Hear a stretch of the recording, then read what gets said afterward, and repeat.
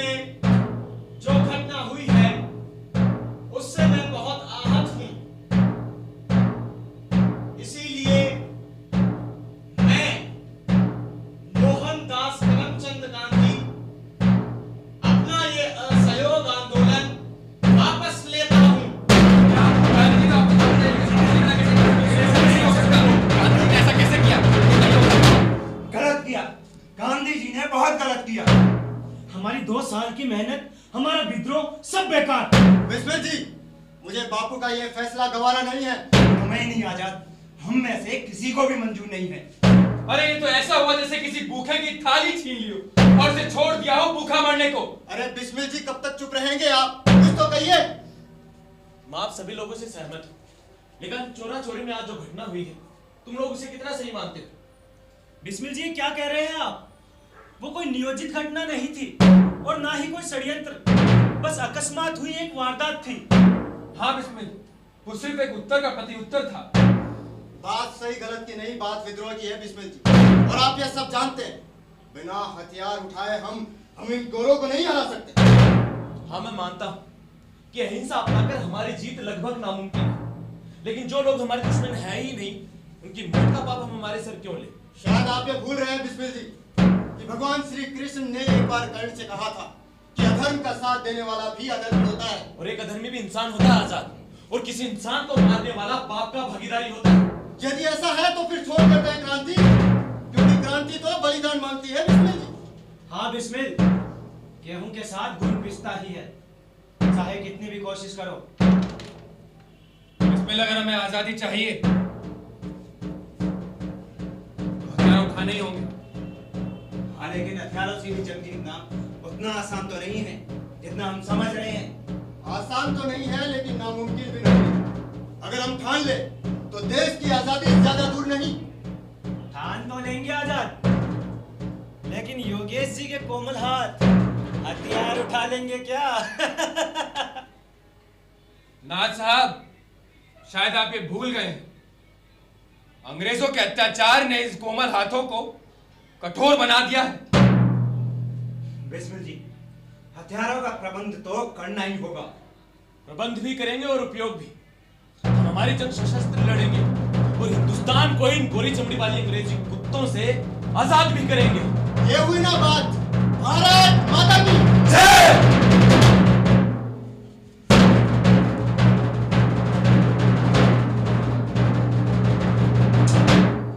ठाकुर साहब, यहाँ बहुत कुछ हुआ है जब आप जेल में थे। जानता हूँ, बताइए, बापू ने असहयोग आंदोलन वापस ले लिया, लेकिन ऐसा कैसे कर सकते हैं वो?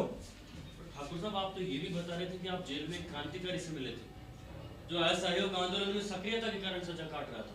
हाँ साथी, असहयोग आंदोलन के कारण कई क्रांतिकारियों को कई महीने जेल में बिताने पड़े, लेकिन गांधी जी ने आंदोलन वापस लेकर उनकी सारी मेहनत पर पानी फेर दिया। नहीं ठाकुर साहब, उनकी मेहनत पर पानी नहीं फिरा है। मेरे पास एक अच्छी खबर भी है। क्या अच्छी खबर? जल्दी बताओ। क्या पता तुम्हारी अच्छी खबर मेरी चोट पर मरहम का काम करे। आंदोलन वापसी के बाद युवा क्रांतिकारियों में आक्रोश था, जिसकी वजह से आज वो एक नई पार्टी का गठन करने जा रहे हैं। नई पार्टी? कौन कौन से क्रांतिकारी शामिल हैं इसमें? उसमें राम प्रसाद बिस्मिल, अशफाकुल्लाह खान, सचिंद्र नाथ, योगेश चंद्र चटर्जी और चंद्रशेखर आजाद शामिल हैं। इनका नेतृत्व कौन कर रहा है? राम प्रसाद बिस्मिल।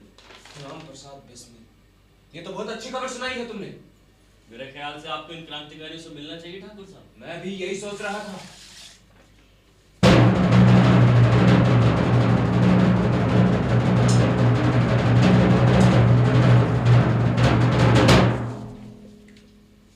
आज आंदोलन को वापस लिए हुए पूरे 2 साल हो चुके, लेकिन हम में से किसी ने कोई प्रतिक्रिया नहीं की है।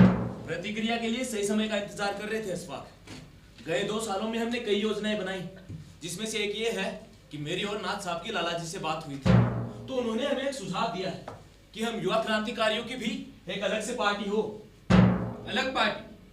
मुझे उनकी बात में दम लगा, लेकिन आप सबकी जानकारी के लिए बता दूं, अब ये कांग्रेस और स्वराज पार्टियां, ये दोनों पार्टियां भी अलग अलग हो गई हैं। हाँ, मैं जानता हूँ। शायद लाला जी ने भी हमें ये सुझाव इसीलिए दिया है। इस बारे में तुम सब लोगों का क्या कहना है? अरे कहना क्या है, हम सब इस बात से सहमत हैं कि हमारी एक अलग पार्टी का गठन हो। हाँ, लेकिन पार्टी चलाना कोई मामूली बात नहीं है सचिंद्र। उसे चलाने के लिए हमें अनेक संसाधनों की आवश्यकता रहती है, जिसमें से फिलहाल हमारे पास कुछ भी नहीं है। अरे हम तो उजाड़ लोग हैं, जिनके पास उनके शरीर और समर्पण के अलावा कुछ भी नहीं। अरे हाँ, तो और क्या चाहिए बिस्मिल? हम सब एक साथ हैं और हमारी पार्टी के लिए यही काफी है। क्यों भाइयों? हाँ, हम लोगों का साथ ही एक नई पार्टी बनाएगा। हम एक ऐसी पार्टी बनाएंगे जिसमें हमारे नियम होंगे, किसी का कोई अधिकार नहीं होगा। हम चाहे हिंसा अपनाएं या अहिंसा, कोई आंदोलन वापस नहीं लेगा। बिल्कुल ठीक कहा अशफाक। हम हिंदुस्तान आर्मी कहलाएंगे। आर्मी? वाह, क्या बात है, नाम भी सोच लिया। हाँ अच्छा है, आर्मी तो है अब। हाँ भाई, लेकिन एक औपचारिक नाम देना भी तो जरूरी है। लेकिन क्या हो सकता है औपचारिक नाम? आर्मी की बजाय एसोसिएशन कर दे और आगे रिपब्लिकन जोड़े तो। हाँ, हिंदुस्तान रिपब्लिकन एसोसिएशन। दम तो है पार्टी के नाम में आजाद, हिंदुस्तान रिपब्लिकन एसोसिएशन। हम इसे छोटे रूप में आचार्य कहेंगे।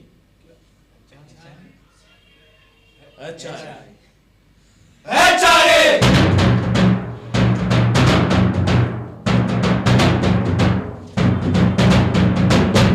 हम हुए एक, अब देख क्या कर दिखाएंगे सबको। हम हुए एक, अब देख क्या कर दिखाएंगे सबको। तोड़ देंगे गुलामी की उन कठोर जंजीरों को, जो बांधी है चंद उन सौदागरों ने। खींच उनकी जान हम निकालेंगे दम को। हम हुए एक, अब देख क्या कर दिखाएंगे सबको। तोड़ देंगे गुलामी की उन कठोर जंजीरों को। हम हुए एक, अब देख क्या कर दिखाएंगे सबको।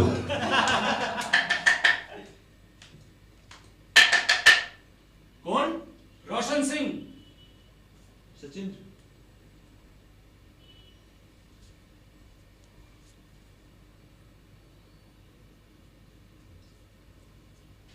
नमस्कार। नमस्कार। जी आप? मैं ठाकुर रोशन सिंह हूँ।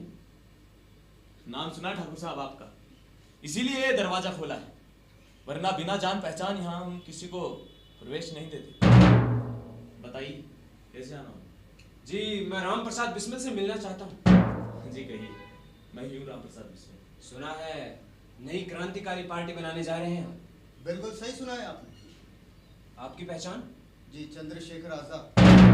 चंद्रशेखर आजाद। जेल में सुना था आपके बारे में, काफी सक्रिय क्रांतिकारी हैं आप। जी, बहुत बहुत शुक्रिया आपका। सजा काट चुके हैं? जी हाँ। वजह क्या रही थी? आप सब लोगों ने बरेली गोलीकांड के बारे में सुना होगा। उसमें मुझे भी मुजरिम पाया गया और 2 साल की जेल हुई। लेकिन जेल से छूटने के बाद में पता लगा कि बापू ने आंदोलन वापस ले लिया। बिल्कुल सही सुना है ठाकुर साहब आपने, लेकिन इस बारे में हम आपकी क्या सहायता कर सकते हैं? सहायता आप नहीं, मैं यहाँ आप लोगों की करने आया हूँ। जी कुछ समझे नहीं हम। मैं आप लोगों की पार्टी से जुड़ना चाहता हूँ। ये हमारे लिए बहुत सौभाग्य की बात होगी ठाकुर साहब, क्या आप जैसे अनुभवी क्रांतिकारी हमारी पार्टी में जुड़ना चाहते हैं। लेकिन क्या आप जानते हैं पार्टी से जुड़ने का अर्थ? जी, इसीलिए मैं आप लोगों के साथ होना चाहता हूँ।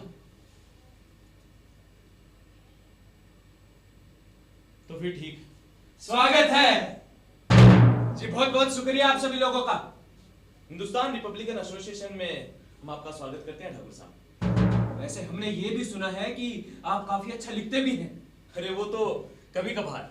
तो फिर ठीक है, हम सुनना चाहते हैं कि एक क्रांतिकारी की कलम क्या कहती है। क्यों साथियों? हाँ हाँ जरूर, क्यों बिस्मिल, हो जाए आज तो वो वाली कविता।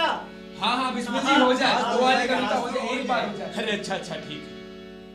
न चाहूं मान दुनिया में, न चाहूं स्वर्ग को जाना, मुझे वर दे यही माता, रहूं भारत पे दीवाना।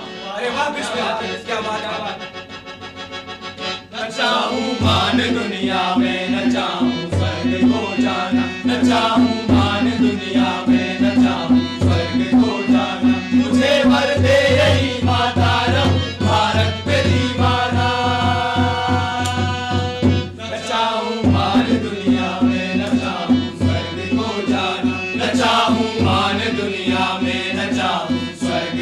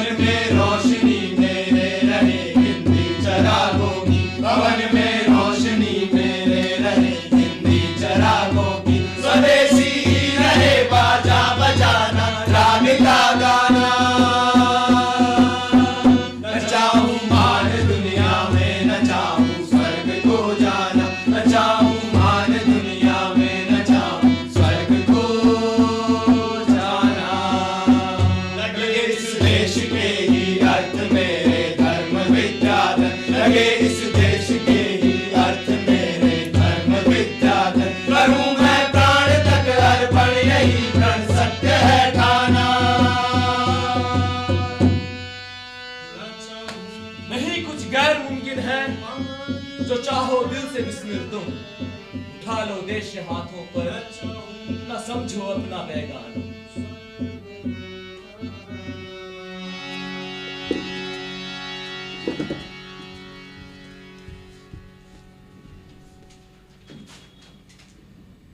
भारत माता की जय। कैसा उच्च है ये विचार, सभी अपने हो, कोई भी पराया ना हो। कैसा सुखमय होगा वो समय जब संसार में परायापन सर्वथा नष्ट हो जाए। उस दिन इतनी शक्ति होगी कि शांति शांति की पुकार भी शांति भंग न कर सके। उस दिन भूख लगने पर रोटी के लिए किसी को भी चिल्को मचाने की आवश्यकता नहीं होगी। अंग्रेज उस दिन भी होंगे, परंतु अमेरिकावासी वहां के काले निवासी को जीते जी जला न सकेंगे। शांति होगी, परंतु पीनल कोड की आवश्यकता नहीं होगी। अंग्रेज भी होंगे और भारतवासी भी, परंतु उनमें गुलाम और शासक का भाव न होगा। भारत माता की जय। वाह सरदार जी, क्या बोलते हो, आपको तो क्रांतिकारी होना चाहिए। जी मैं क्रांतिकारी ही हूँ। ओ जी, फिर तो आपकी मुलाकात बिल्कुल सही इंसान से हुई है जी। जी आप भी क्रांतिकारी हो। ओ बिल्कुल जी, और मेरे साथी भी हैं जो भारत माता को आजाद करवाने के लिए अपनी जान हथेली पर लिए हुए हैं। भारत माँ की बेड़ियों को तोड़ने का इंतजार तुम्हें बचपन से करता आया, और यही सोचता आया कि वो कौन सा समय होगा जब मैं भारत माँ को आजाद होते देखूंगा। ओए बहुत जल्द जी सरदार जी, बहुत जल्द। बस इसके लिए आपको हमारा साथ देना होगा। हो पाजी, मैं तो कब से बेकरार हूँ। बस कहा ना, एक सही दिशा की जरूरत है। सही दिशा? ओ जी, सही दिशा के लिए तो आपको राम प्रसाद बिस्मिल से मिलना चाहिए जी। राम प्रसाद बिस्मिल? हाँ जी। कौन है ये? ये उत्तर प्रदेश के शाहजहांपुर के एक क्रांतिकारी हैं, जो अंग्रेजों के खिलाफ लड़ने के लिए एक नई पार्टी का गठन कर रहे हैं, Hindustan Republican association, HRA। HRA? ओ जी सरदार जी, आपकी नई राह आपको बुला रही है। आज ही शाहजहांपुर के लिए निकल जाओ। शुक्रिया भाई जी, आधी राह तो आपने दिखा दी, अब आधी राह मैं तय करूंगा। ओ जी, मेरा तो काम ही यही है जी।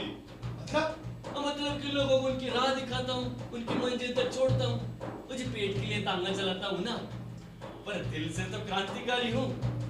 और मेरे गुरुजी कहा करते थे कि सूरा सो पहचानिए जो लड़े दीन के लिए। पुरजा पुरजा कटमरे कबो न छड्डे खे। वाह क्या बात।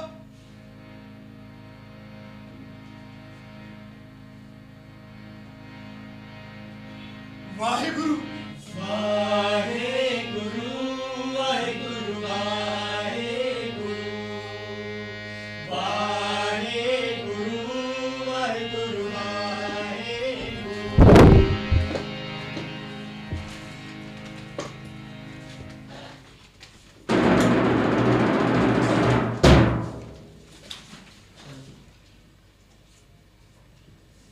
अरे भाई बिस्मिल, ये क्या कर रहे हो? कुछ नहीं ठाकुर साहब, बस एक कविता लिखने की कोशिश कर रहा था। भाई तुम और तुम्हारी कविता, अपनी कविता से इतना ही प्यार करते हो तो शादी क्यों नहीं कर लेते इससे? अरे ठाकुर साहब, आप तो जानते ही हो मैं बजरंगबली का भक्त हूँ, और ऊपर से ब्रह्मचारी, और इस जन्म में तो प्यार नहीं करने वाला। और हाँ, अगर करता भी तो मेरी दुल्हन कलम नहीं आजादी होती। ये तो बिल्कुल सही कहा तुमने। और वैसे भी ठाकुर साहब, मैं एक कलम उठाकर अपना मन बहलाता हूँ, क्योंकि यही तो है जो मुझे आजाद महसूस करवाती है। जो भी मेरे मन में आता है इस कलम के सहारे पन्नों पर उतार देता हूँ, क्योंकि यहाँ इसके अलावा किसी का हुक्म नहीं चलता। भाई ये भी खूब कहा तुमने। अरे भाई, इनकी संगत ने तो हमसे भी कलम चलवाना शुरू कर दिया है। आजाद जो महसूस करते हैं। लगता है इस वक्त तुम पर भी इसकी संगत का असर हो रहा है। हाँ, बिल्कुल। आजाद, क्या हुआ? शचेंद्र और योगेश को गिरफ्तार कर लिया गया। क्या? हाँ, पर ये सब हुआ कब? HRA के विज्ञापन को लेकर वो बंगाल गए थे। वहाँ उस विज्ञापन को रत्तीशंकर को पोस्ट करने जा रहे थे, तभी अंग्रेजों ने उन्हें गिरफ्तार कर लिया। अंग्रेजों, तुम्हारी तो धैर्य रखो स्पाक, एक दिन इन अंग्रेजों का पक्का इलाज करेंगे। एक दिन नहीं ठाकुर साहब, मैं कहता हूँ आज ही हमें कुछ सोचना चाहिए। इन अंग्रेजों ने हमें बहुत सालों तक बांध कर रखा है, अब और नहीं। बिस्मिल जी, आप ही ने कहा था कि हम अपनी लड़ाई सशस्त्र लड़ेंगे, लेकिन कब? ना तो हमारे पास हथियार हैं और ना ही उन्हें खरीदने के लिए धन। हाँ, मैंने कहा था, लेकिन इतना धन कहां से लाए कि जिसे बड़ी मात्रा में हथियार खरीद सके। लेकिन हमें कुछ तो सोचना ही पड़ेगा बिस्मिल जी। इस तरह हाथ पर हाथ धरकर कब तक बैठे रहेंगे? मेरे पास एक उपाय है।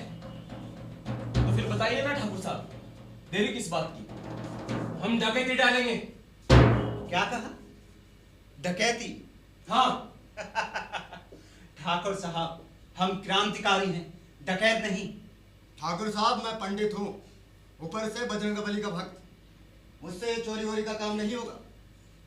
हाँ ठाकुर साहब, डकैती डालना ठीक नहीं होगा। पर मेरे लिए ठीक होगा, वो भी किसी ऐसे व्यक्ति के घर पर डकैती डालना जो भोले भाले लोगों को लूट कर अमीर बना हो। और अगर तुम्हारे यही आदर्श मानते रहे तो आजादी हमसे सैकड़ों वर्ष दूर होगी। लेकिन ऐसा व्यक्ति कौन है ठाकुर साहब? है एक बमरोली में रहने वाला बलदेव प्रसाद। सूदखोर है, खंडसारी का व्यापार करता है, भोले भाले लोगों को ब्याज पर पैसा देता है, लेकिन मोटा ब्याज वसूलता है। हम उसके घर पर डकैती डालेंगे। तो फिर ठीक है, ये आदमी बिल्कुल ठीक है डकैती के लिए। लेकिन चुनौती यह है कि हमें बमरोली जाना पड़ेगा बिस्मिल जी। कोई चुनौती नहीं। शाहजहांपुर में मेरी जान पहचान का एक तांगे वाला है, वो हमें आधा रास्ता तय करवाएगा और आधा रास्ता हम खुद तय करेंगे। और रात के समय होगा एक्शन। डकैती की तारीख क्या होगी ठाकुर साहब? आज है 20 दिसंबर। हम 4 दिन बाद यानी 25 दिसंबर को उसके घर पर डकैती डालेंगे। ठीक है? डकैती का दिन बहुत सही चुना ठाकुर साहब आपने। 25 दिसंबर को इन अंग्रेजों का त्योहार है, क्रिसमस। अंग्रेज शाम को वहां अपने उत्सव में व्यस्त रहेंगे और हम अपने काम को अंजाम देंगे उसी वक्त। बिल्कुल। बिस्मिल।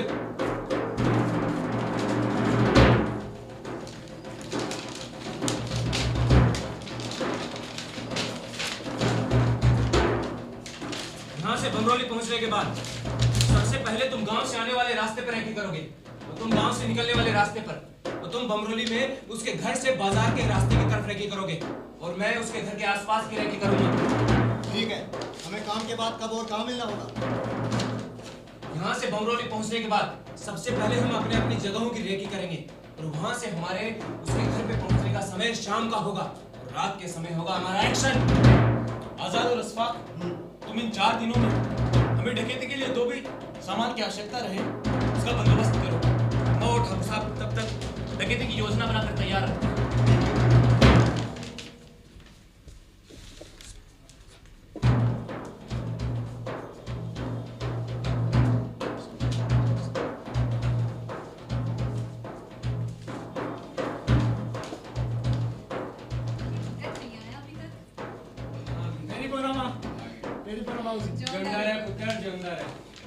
माँ तेनू पता है आज क्यों है? तू आज फिर किसी नाल लड़के आ गया वो सी। नहीं होए माते, आज मैनू वाहिगुरु दर्शन दिता। वो मैनू भी दिखते नहीं सपने विच रोज। ओ मां, मैं सपने दी गल नहीं कर रहा, हकीकत दस रहा तेनू। तेनू मैं ही नसीब पागल बनाने वास्ते। ओ मां, भरोसा कर। और तेनू पता है, उन्होंने मुझे रास्ता दिखाया और कुछ दिन बाद मैं जा रहा हूँ उत्तर प्रदेश, भारत माँ के सपूतों के पास, भारत माँ को आजाद कराने। अरे कहीं और क्यों जाना है? यहाँ रहकर भी तो कहीं जा सकती है क्रांति। हाँ, मुझे कुछ साथियों की भी जरूरत होगी जो मेरी जैसी सोच रखते हो। ठीक है, चला जाइए, पर हमारी एक इच्छा तो पूरी कर जा। क्या? तू शादी कर ले। ये तूने बड़ी चंगी गल करी। हाँ, मेरी शादी की बात मत किया कर। अरे क्यों ना करूँ तेरी शादी की बातें? मत किया कर माँ। अगर इस जन्म में मेरी कोई दुल्हन बनेगी ना, तो वो सिर्फ मेरी मौत होगी। मगर ये बार-बार मरने की बातें क्यों करता है तू? करेगा क्यों नहीं, साडा पुत्र है और क्रांतिकारी अजीत सिंह का भतीजा। ओए पुत्र, इस देश को आजाद कराने वास्ते तेरे को जो करना पड़े वो करी। तू चिंता ना कर, एक दिन तेरे इतिहास याद रखेगा कि तूने ऐसे सपूत को जन्म दिया है। तो साथियों, क्या आप तैयार हैं? हाँ, हम तैयार हैं। मन में कोई शक, कोई सवाल? कोई शक नहीं, कोई सवाल नहीं। तो ठीक है, हम अपने एक्शन की ओर बढ़ते हैं। भारत माता की जय।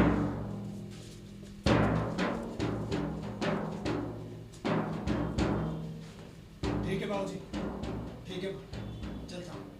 आप अपना के तो कई लोग हैं यहाँ पर, लेकिन हाँ तू जरूर अपना ध्यान रखना और हाँ समय समय पर चिट्ठी जरूर लिखते रहना बेटा। तो भारत माँ को आजाद कराकर ही वापस आऊंगा, चाहे जिंदा या मुर्दा, पर आऊंगा जरूर। इधर ऐसी बातें मत किया, मुझे पूरा भरोसा है मेरा बेटा जिंदा ही वापस लौटेगा। और अगर न भी आया ना माँ, तो तुझे मेरी कमी कभी महसूस नहीं होगी, क्योंकि तेरा पुत्र इस दुनिया में ऐसा काम करके अलविदा लेगा कि मेरे जैसे तेरे हजारों बेटे तेरी सेवा के लिए हाजिर होंगे। चलो आशीर्वाद दे। आहे गुरु आहे गुरु आहे गुरु आहे गुरु आहे गुरु आहे गुरु आहे गुरु आहे गुरु आहे गुरु आहे गुरु आहे गुरु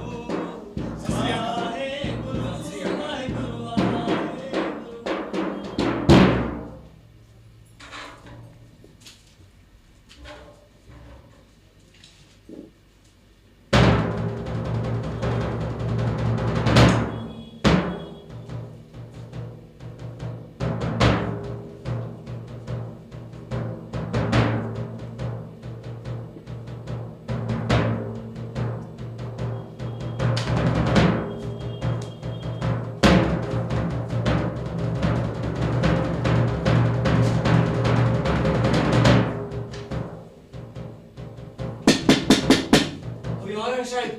तुम लोग अपना काम करते रहो, मैं उसे संभालता हूँ।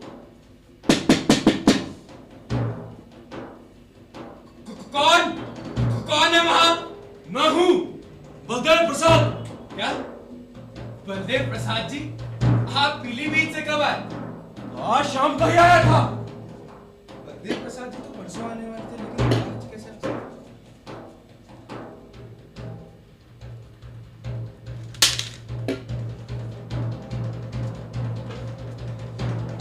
गाँव वालों ने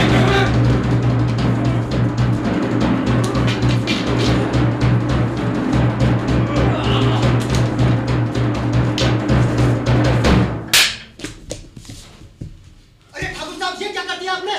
चलो निकलो यहाँ से।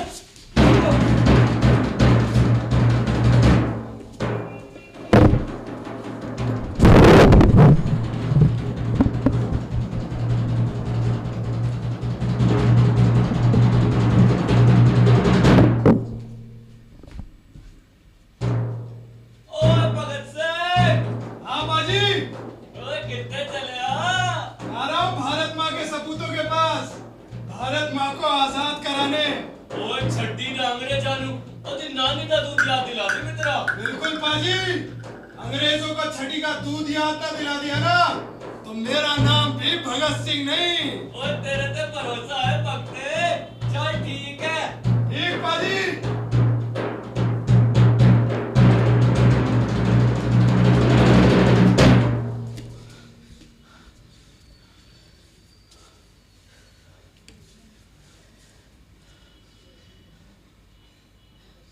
अब जो हुआ सो हुआ, पहले ये तो देख लिया जाए कि कितना धन प्राप्त हुआ है।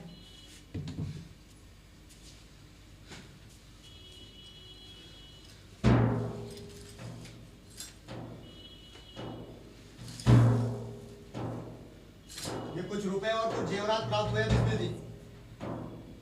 कुछ महीने तो काम चल जाएगा, लेकिन उसके बाद नहीं। लेकिन ये तो काफी कम है, हमें बड़ा हासिल करने के लिए बड़ा हाथ मारना पड़ेगा बिस्मिल जी।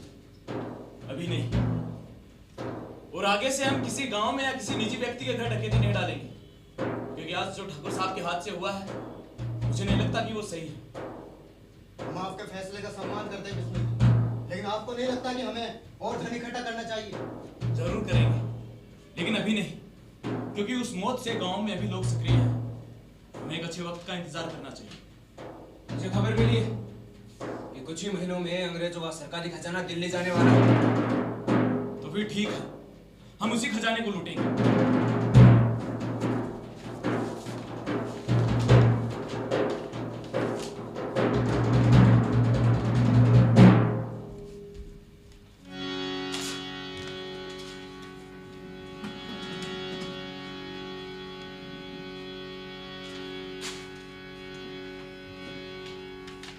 ओए चल ठीक है भगत सिंह, ठीक है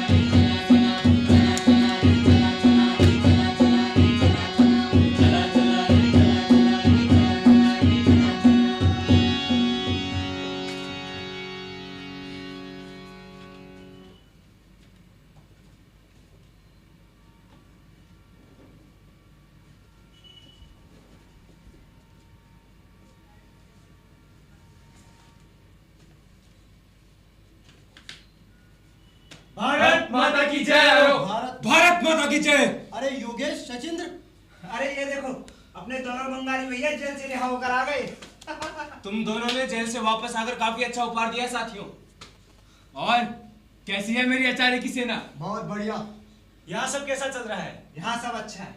और हमने भी कुछ दिन पहले डकैती डाली थी, जिसमें हमने कुछ धन प्राप्त भी किया, जिसे हमने पार्टी के काम में उपयोग लिया और कुछ हथियार भी खरीदे। लेकिन वह धन कम था, इसीलिए हमने एक और बड़ी डकैती डालने की योजना बनाई है। लेकिन इस बार कहाँ ठाकुर साहब? ट्रेन में। हाँ, ट्रेन में। किस ट्रेन में? 8 number down Shahjahanpur Lucknow passenger train. क्या आप हमें पूरी योजना समझाएंगे? 8 नंबर डाउन पैसेंजर ट्रेन जो लखनऊ से शाहजहांपुर के लिए निकलेगी, उसमें अंग्रेजों का कुछ खजाना जाने वाला है। हम उसी ट्रेन को लूटेंगे। लूटेंगे? लेकिन कहाँ? काकोरी स्टेशन पर। तुम्हें अंदाजा भी है उसमें कितने सुरक्षाकर्मी होंगे? अरे हाँ भाई हाँ, सब पता है और इसीलिए पूरा इंतजाम करके बैठे हैं। वो तो आप लोग ही थोड़ा देरी से पहुंचे हो। हाँ हाँ, मानते हम थोड़ा देरी से पहुंचे, लेकिन हम पूरी योजना जानने का अधिकार रखते हैं या नहीं? भाई जरूर रखते हो, क्यों नहीं रखते? तो आओ बताते हैं। तो सुनिए, हमें से आधे साथी ट्रेन के अंदर रहेंगे और आधे साथी ट्रेन काकोरी स्टेशन पार करते ही उसके आने का इंतजार करेंगे। हमें से एक साथी जो ट्रेन के अंदर रहेगा, ट्रेन काकोरी स्टेशन पार करते ही उस ट्रेन की चेन खींचेगा और ट्रेन के रुकते ही हमारे जो साथी वहां इंतजार कर रहे होंगे वो ट्रेन में चढ़ जाएंगे और ट्रेन को लूटेंगे। और सावधानी बरतने की आवश्यकता तब होगी जब सुरक्षा कर्मियों की इसकी धुन लग जाएगी। तब हमें हमारा काम थोड़ा जल्दी करना होगा, ठीक है? और ध्यान रहे, कोई भी प्रत्युत्तर में बंदूक नहीं चलाएगा, क्योंकि उस ट्रेन के अंदर कुछ सवारियां होंगी जिनका हमें विशेष रूप से ध्यान रखना। बहुत अच्छे। तो कब डालेंगे मीटिंग? इसकी जानकारी तो ठाकुर साहब आपको देंगे। बताइए ठाकुर साहब। कल? कल? हाँ, हम ये डकैती कल यानी 9 अगस्त को डालेंगे। क्यों? घबरा गए क्या साथियों? घबराए हमारे दुश्मन बिस्मिल जी। अरे आजाद, वो जर्मन माउजर जो तुमने मंगवाए थे वो आ गए क्या? हाँ ठाकुर साहब, आ गए हैं। तो ठीक है, कल की लूट अंग्रेजों के पैरों तले जमीन खिसका देने वाली लूट साबित होगी। भारत माता की जय।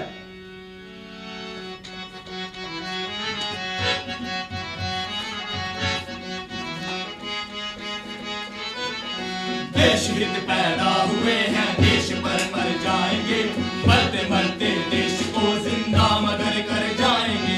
देश हित पैदा हुए हैं, देश पर मर जाएंगे, मरते मरते देश को जिंदा मगर कर जाएंगे। हमको पीसेगा पलक चक्की में अपनी कब तलक, हमको पीसेगा पलक चक्की में अपनी कब तलक, खाक बनकर आंख में उसकी बसन हो जाएंगे। देश हित पैदा हुए हैं, देश पर मर जाएंगे, मरते मरते देश को जिंदा मगर कर जाएंगे। देश हित पैदा हुए हैं, देश पर मर जाएंगे, मरते मरते देश को जिंदा मगर कर जाएंगे। दोनों आंसू जो रुलाते हैं हमें उनके लिए, दोनों आंसू जो रुलाते हैं हमें उनके लिए, अश्क के सैलाब से बर्बाद कर जाएंगे। देश हित पैदा हुए हैं, देश पर मर जाएंगे, मरते मरते देश को जिंदा मगर कर जाएंगे। देश हित पैदा हुए हैं, देश पर मर जाएंगे, मरते मरते देश को जिंदा मगर कर जाएंगे। क्या कुचलते हैं समझ कर वो हमें बरगे ही ना, क्या कुचलते हैं समझ कर वो हमें बरगे ही ना, अपने खून से हाथ उनके कर बदर कर जाएंगे। देश हित पैदा हुए हैं, देश पर मर जाएंगे, मरते मरते देश को जिंदा मगर कर जाएंगे। देश हित पैदा हुए हैं, देश पर मर जाएंगे, मरते मरते देश को जिंदा मगर कर जाएंगे। देश हित पैदा हुए हैं, देश पर मर जाएंगे, मरते मरते देश को जिंदा मगर कर जाएंगे। देश हित पैदा हुए हैं, देश पर मर जाएंगे, मरते मरते देश को जिंदा मगर कर जाएंगे। देश हित पैदा हुए हैं, देश पर मर जाएंगे, मरते मरते देश को जिंदा मगर कर जाएंगे। देशियों पैदा हुए। कौन हो भाई? भगत सिंह पंजाब से। वो पता लग रहा है। हमसे क्या चाहते हो? मैं आपकी पार्टी से जुड़ना चाहता हूँ। सुना साथियों, क्या कह रहे हैं पंजाब के सपूत? मैं आपकी पार्टी से जुड़ना चाहता हूँ। क्यों आना चाहते हो अर्चारे में? जिस वजह से आप सब हैं। अपनी वजह बताओ। वजह सबकी एक है, मुल्क की आजादी। और वो कैसे मिलेगी? लड़ना पड़ेगा। अंधेरे में 2-4 अंग्रेजी छोकरों को पीटने का तुम लड़ना कहते हो? वो शुरुआत थी। लड़ तो हम भी पिछले 100 साल से रहे हैं, लेकिन अब तक तो मिली नहीं हमें आजादी। शायद कोई कमी रह गई हो और आप उस कमी को ठीक करने आए हैं। क्यों नहीं आ सकता? हर बार कोई ना कोई आता रहा। सुना है शादी से बचकर भागे हो बरखुरदार। शहीद वहां भी होना है और यहाँ भी, तो कम से कम महबूबा तो पसंद की हो। बातें बहुत अच्छी कर लेते हो तुम, लेकिन यहाँ बातों से कुछ नहीं होने वाला। खून बहाना पड़ता है, खून। चले जाओ सरदार जी, बच्चों का काम नहीं है आजादी।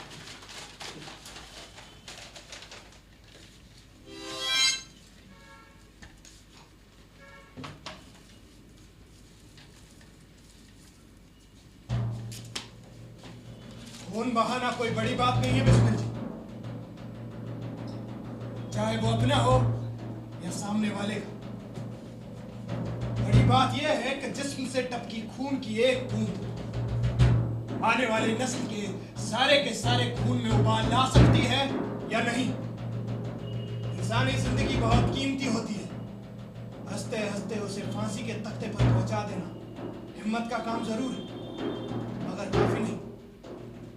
जहां तक ये आजादी का सवाल है, तो मैं आप सबको बतला दूं कि हिंदुस्तान को सिर्फ आजादी की जरूरत नहीं है, बल्कि जरूरत यह है कि हमें वो आजादी कैसे मिलती है।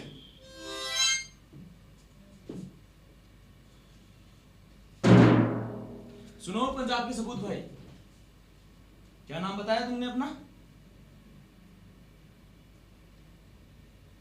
भगत सिंह।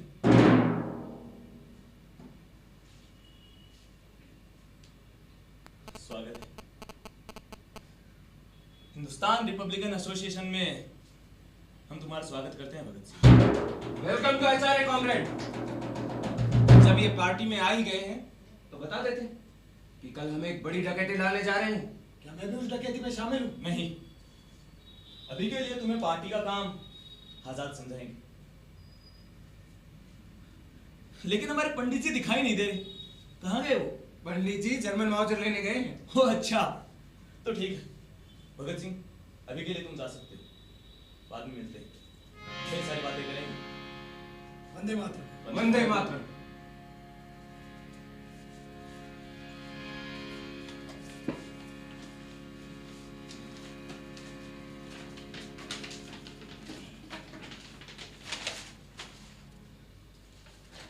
लेकिन आप सबको पता है जो आप करने जा रहे हैं उसका अंजाम क्या हो सकता है? हाँ पता है, ज्यादा से ज्यादा फांसी, और क्या? बला से हमको लटकाए अगर सरकार फांसी से, लटकते आए अक्सर पै करे निसार फांसी से। वाह वाह बिस्मिल जी, क्या बात है। बला से हमको लटकाए अगर सरकार फांसी से, लटकते आए अक्सर पै करे निसार फांसी से। बला से हमको लटकाए अगर सरकार फांसी से, लटकते आए अक्सर पै करे निसार फांसी से। अरे भगत सिंह, तुम यहाँ चुपचाप क्यों खड़े? तुम भी हमारे साथ गाओ, आओ भाई। लबे दम भी न खोली जालिमों ने हथकड़ी मेरी, लबे दम भी न खोली जालिमों ने हथकड़ी मेरी। तमन्ना थी कि करता मैं लिपट कर प्यार फांसी से। बला से हमको लटकाए अगर सरकार फांसी से, लटकते आए अक्सर बैक रेली सार फांसी से। बला से हमको लटकाए अगर सरकार फांसी से, लटकते आए अक्सर बैक रेली सार फांसी से। खुली है मुझको लेने के लिए आगोश आजादी, खुली है मुझको लेने के लिए आगोश आजादी। खुशी है हो गया महबूब का दीदार फांसी से। बला से हमको लटकाए अगर सरकार फांसी से, लटकते आए अक्सर बैक रेली सार फांसी से। बला से हमको लटकाए अगर सरकार फांसी से, लटकते आए अक्सर बैक रेली सार फांसी से। कभी ओ बेखबर तहरीक आजादी भी रुकती है, कभी हो बेखबर तहरीक आजादी भी रुकती है। बड़ा करती है उसकी तेजी रफ्तार फांसी से। बला से हमको लटकाए अगर सरकार फांसी से, लटकते आए अक्सर बैक रेली सार फांसी से। बला से हमको लटकाए अगर सरकार फांसी से, लटकते आए अक्सर बैक रेली सार फांसी से।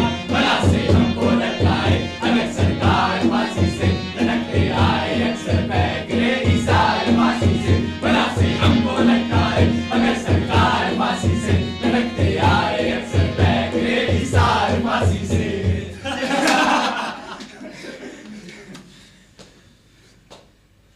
ठीक है बिस्मिल जी, चलता हूँ। वंदे मातरम। वंदे मातरम। ठीक है साथियों, आप भी अपने अपने काम को संभालो। अरे आजाद आ गए, ले आए बंदूकें। ये बिस्मिल जी, ले आया बंदूकें। आजाद, आज हम भारत माँ के एक ऐसे निडर सपूत से मिले जिसकी आंखों में देश के भविष्य को लेकर अनेक नए सपने हैं। अच्छा, देखना तुम, वो भविष्य का मसीहा बनेगा। कौन है वो? वह है सरदार भगत सिंह।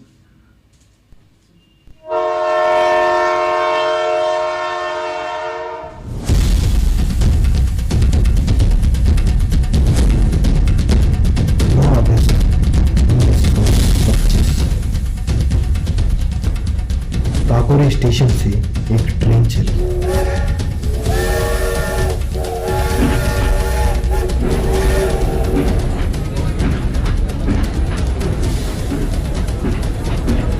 करीब लखनऊ से 8 मील की दूरी पर था। ट्रेन चलने की कुछ ही देर बाद में उसमें बैठे 3 नौजवानों ने गाड़ी रोक दी।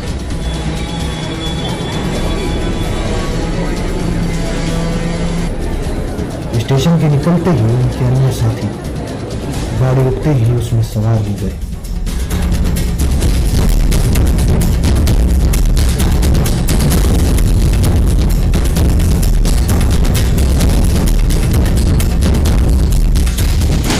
और गाड़ी में मौजूद सरकारी खजाने को लूट लिया गया।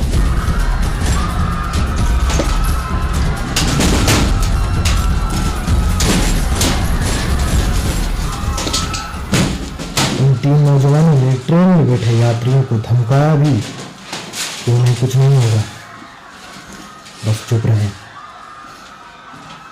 लेकिन दोनों ओर से गोलियां चलने पर एक यात्री हड़बड़ाहट में ट्रेन से उतर गया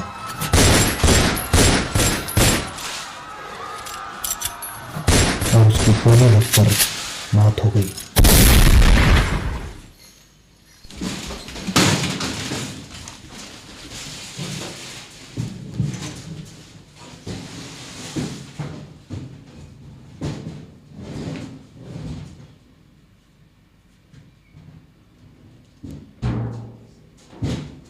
इसके बाद अंग्रेजों को जांच पड़ताल के लिए लगा दिया गया। सीआईडी के अफसर मार्टिन को जांच में लगा दिया गया और उसे ये मालूम था कि ये सब क्रांतिकारी जत्थे का किया धरा है। और कुछ दिनों बाद मेरठ में होने वाली बैठक का अफसर को पता लग गया और उसने छानबीन शुरू कर दी। धीरे धीरे हमारे सारे क्रांतिकारी गिरफ्तार होना शुरू हुए। राजेंद्र लाहिड़ी को बम कांड में 10 साल की सजा हुई। अशफाक उल्लाह खां और रोशन सिंह भी बाद में गिरफ्तार कर लिए। काकोरी कांड का मकसद सिर्फ अंग्रेजों के खजाने को लूटना था और उन्हें कड़ा संदेश पहुंचाना था। इसके बाद हमारे सारे क्रांतिकारी गिरफ्तार हुए।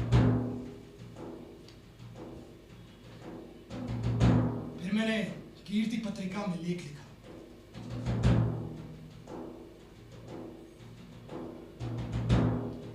19 दिसंबर को राजेंद्र नाथ लाहिड़ी को गोंडा में, अशफाक उल्लाह खां को गोरखपुर और रोशन सिंह को इलाहाबाद की जेल में फांसी दे दी गई। जांच पड़ताल कर रहे सेशन जज हैमिल्टन ने कहा था कि ये सभी नौजवान देशभक्त हैं। भले इन्होंने अपने फायदे के लिए कुछ ना किया, लेकिन अगर ये सब कहें कि अपने किए का पश्चाताप करेंगे तो सजा में कुछ रियायत दी जा सकती है। लेकिन हमारे क्रांतिकारी झुके नहीं। उन्हें अंग्रेजी हुकूमत के आगे फांसी दे दी गई।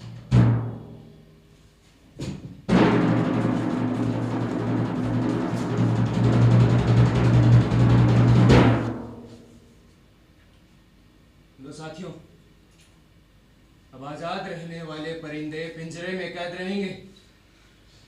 हाँ बिस्मिल जी, आज महसूस हो रहा है कि आसमान में उड़ने वाले परिंदे पिंजरे में कैद कैसा महसूस करते हैं। लेकिन मैं तो बड़ा खुश हूँ जेल में आकर। ये क्या कह रहे हो बिस्मिल? हाँ दादा, मुझे इस बात की बड़ी खुशी है कि हमने अंग्रेजों को अच्छा मजा चखाया। ये तो है बिस्मिल जी, लेकिन अफसोस तो इस बात का है कि हम बाहर रहकर भारत माता की और सेवा नहीं कर सकते। हाँ इस बात का तो अफसोस है।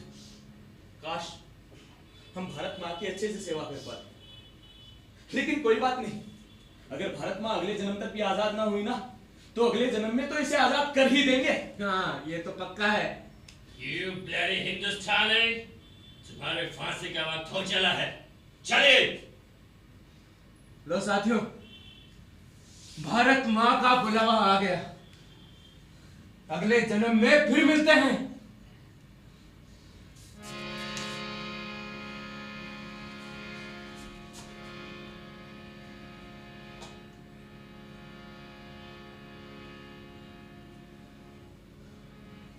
अरे बिस्मिल जी, वो बसंत पंचमी वाला गीत आज फिर से दोहरा दो ना।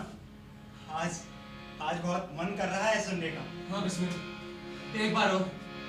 मेरा रंग दे,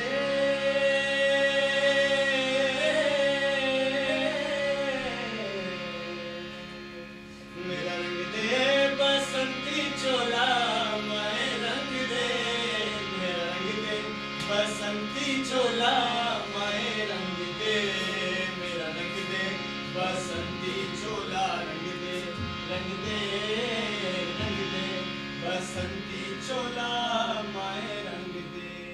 भारत माता की जय।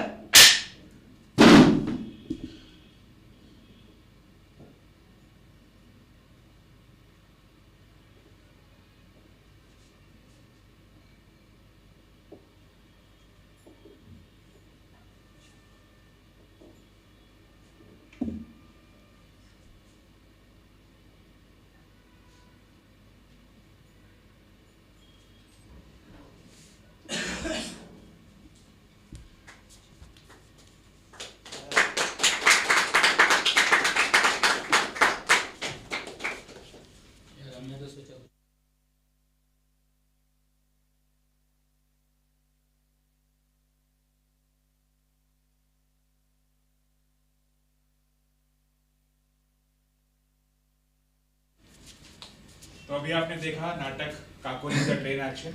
अब हम नाटक के निर्देशक सुधांशु शुक्ला से रिक्वेस्ट करेंगे कि वो अपने कलाकारों से परिचय करें।